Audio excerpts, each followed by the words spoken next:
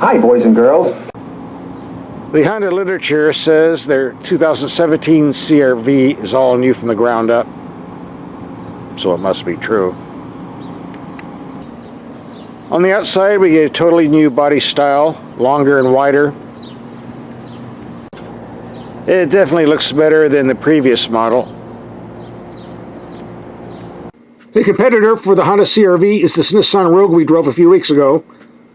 We'll have a link for that test coming up at the end of this video. The base price of a Honda CR-V runs around $24,000. This one was loaded up with lots of goodies, so it was a wee bit more. I'm not going to read all the standard equipment. I'll just scroll down.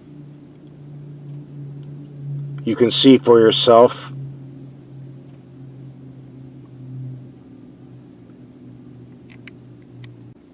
There were no options aside from shipping, which brought us down to $34,595. These LED headlights are pretty high-tech looking. So as always on our vehicle tests, we're going to take these out and see how they perform in the dark. And we'll do that right now. It's dark enough, so let's test these lights out and see what happens.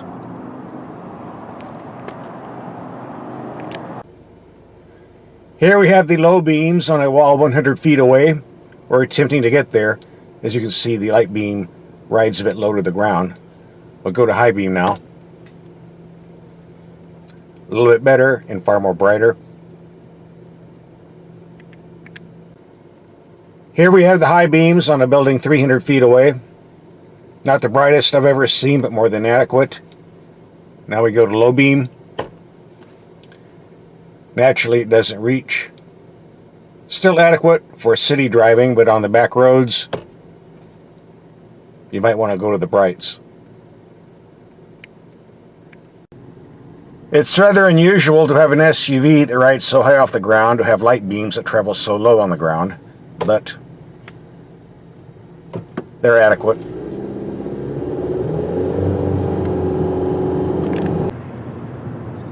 There are two engines offered. The base is a 2.4 liter putting out to 184 horsepower, rated 26 to 32 mpg.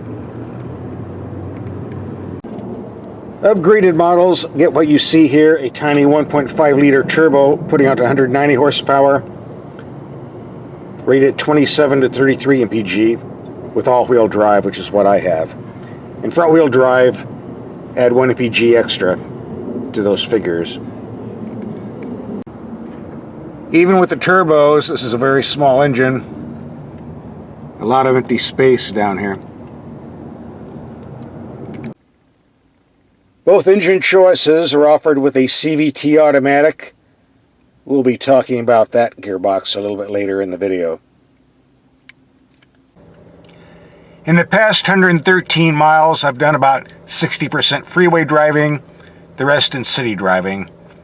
And here's the official figure I've got so far, 26.4. We'll be taking more trips to see if we can improve this a bit. Since we're not moving, it would be a good time to take a look at this cabin. There's plenty of room in the second row seating for two full-size adults. The workmanship is excellent, but there seems to be a sea of plastic, a bit more than I would care for. I can't believe in 2017 we're still putting plastic wood on vehicles. Come on, guys. The center gauge cluster gives lots of useful information and is well designed. However, the temperature gauge here on the left and fuel gauge here on the right, they're rather awkward to read. If you're driving in a hurry, all you see these little white lines. I fail to see what's wrong with a good old-fashioned round dial, especially if the dial is painted orange, but this is what we get, and it will take some getting used to. The climate controls are very easy to use. The glove box is big enough. We get a nice large console for more storage. Here's the best news of all. Honda has done away with that horrible volume adjustment system from previous vehicles where you took the tip of your finger and ran it on the screen to adjust the volume. Now we have a good old-fashioned knob.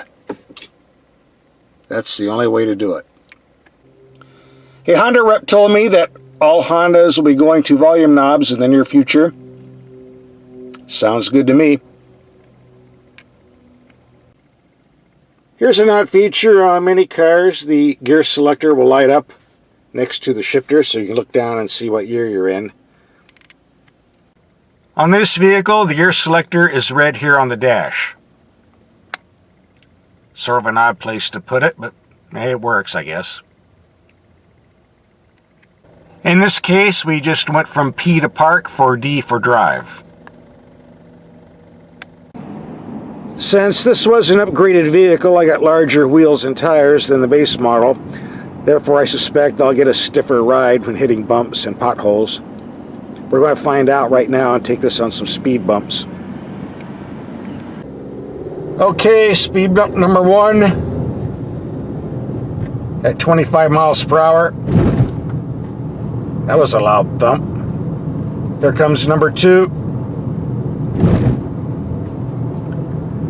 Number 3. And the big nasty at 30 miles per hour. Wow, that was a nasty thump too.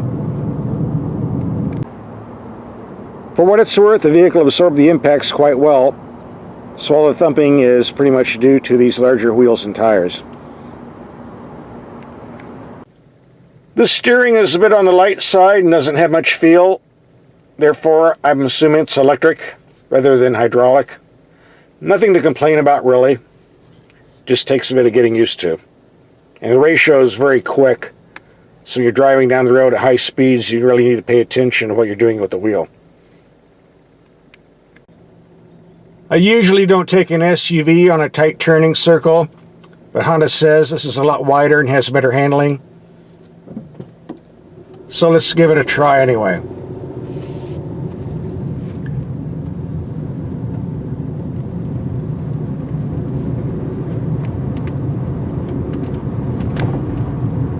A bit of body lean, but nothing to complain about. Handles pretty good. One of the reasons some manufacturers use a CVT automatic instead of a conventional 6-speed is because in the laboratories they show about a 10% increase in fuel economy. In the real world, not quite. These transmissions suck the life out of engine power, which means you have to press the gas pedal down harder if you want to accelerate faster. So the fuel economy in the real world just isn't much of an improvement. Fortunately, Honda has given us a sport mode to liven things up. So if you're trying to get on the on-ramp on the freeway, this will certainly help. So let's try some sport mode acceleration here.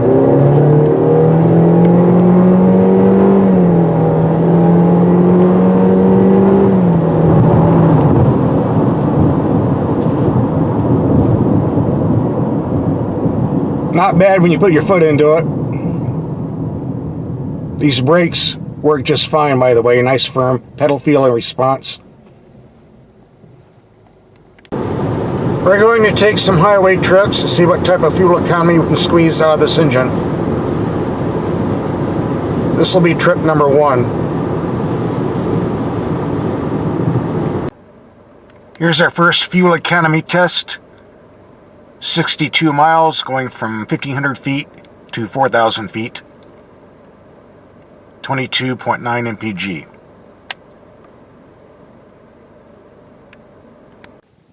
Question of the day: can you take this CRV off the road? Well, the factory did raise it 1.5 inches, so you have better ground clearance. But keep in mind, this nose sticks out quite a bit, so you have to be careful when entering dips. Also, keep in mind, this is basically a car, not a truck, so you need to tread lightly. We reset the mileage computer for our return trip downhill. Here's our return trip, going from 4,000 feet to 1,500 feet, 32.8.